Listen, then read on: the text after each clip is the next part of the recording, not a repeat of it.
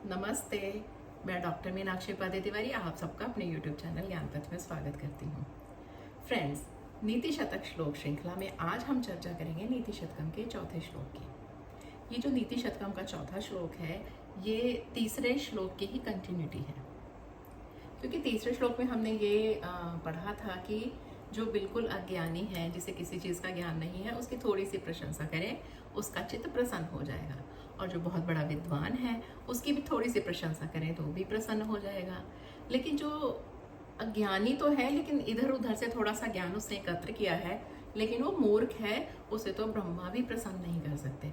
तो आज हम उसी श्लोक की कंटिन्यूटी जो है वो चौथे श्लोक में हम पढ़ेंगे।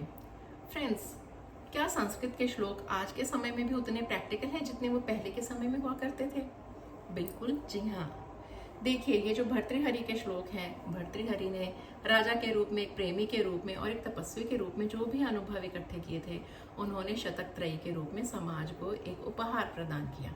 इन श्लोकों के माध्यम से जो आगे की जनरेशन थी, वो सही क्या है, गलत क्या है, अपना मार्गदर्शन कुछ चीज़ों में खुद भी कर सकती थी। कम से कम इतनी समझ हो जाती थी कि नहीं, ऐसा करने से ये हम गलत हो जाएंगे। सो फ्रेंड्स, बस बात इतनी सी है इन श्लोकों का अर्थ समझाने की। तो चलिए स्टार्ट करते हैं हम अपने चौथे श्लोक और उसके अर्थ को। प्रसंग्य मणि मुद्धरेन मकर वक्त्र दृष्टांत कुरात समुद्रमपि संतरेत प्रचल दूर्मी माला कुलम भुजंगमपि कोपितम शिरसि पुष्पवत धारयेन न तो प्रति निविष्ट मूर्ख जन चित्त मारा धयेत। इसका अर्थ है कि मगरमच्छ के मुंह की दाढ़ के अगले भाग को में अगर कोई रत्न है, तो मनुष्य अगर हिम्मत करे तो उस मगरमच्छ के दांतों के बीच में फंसे हुए रत्न को भी यत्नपूर्वक निकाल सकता है। इसका अर्थ क्या है?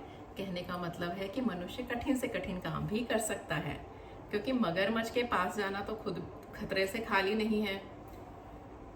चाहे उतंग तरंगों से संकुलित समुद्र को भी पार कर ले। कहने का अर्थ है कि समुद्र में कितना भी तेज लहरें हैं, तूफान है, अगर मनुष्य हिम्मत करे तो उस समुद्र की तेज तूफान की लहरों को भी वो क्रॉस कर सकता है। चाहे तो मनुष्य क्रोधित सर्प को पुष्पमाला की तरह सिर पर धारण कर सकता है। सर्प को धारण करना सिर पर तो वैसे ही बहुत बड़ा डेंजर है, लेकिन मनुष्य अगर इतना बड़ा हिम्मती है, अगर वो हिम्मत कर लेना, और सर्प बहुत क्रोध में है, क्योंकि क्रोधी सर्प को तो वैसे भी देखकर डर लगता है, वो चाहे हिम्मत करे तो उस क्रोधी सर्प को भी अपने सिर पे उठाकर रख सकता है। परंतु हठी मूर्ख मनुष्य के चित्त को वह संतुष्ट नहीं कर सकता। बिल्कुल बात सही है। कैसे चित्त को वो शांत करेगा?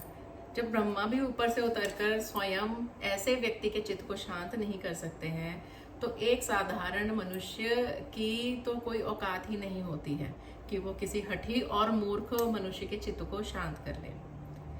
पहले भी कहा जा चुका है कि ऐसे जो लोग हैं उनसे हमें डिस्टेंस मेंटेन करना चाहिए, क्योंकि हमारी एनर्जी वेस्ट होती है। ऐसे नेगेटिव लोगों के साथ हमारा टाइम वेस्ट होता है।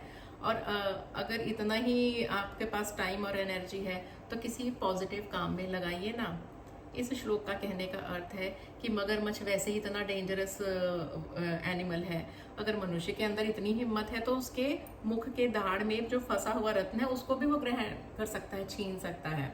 और समुद्र में इतना जोर का तूफान आया है, मनुष्य के अंदर अगर हिम्मत है तो उस तूफान को भी क्रॉस कर सकता है, और क्रोधित सर्प को भी अपने सिर पे धारण कर सकता है।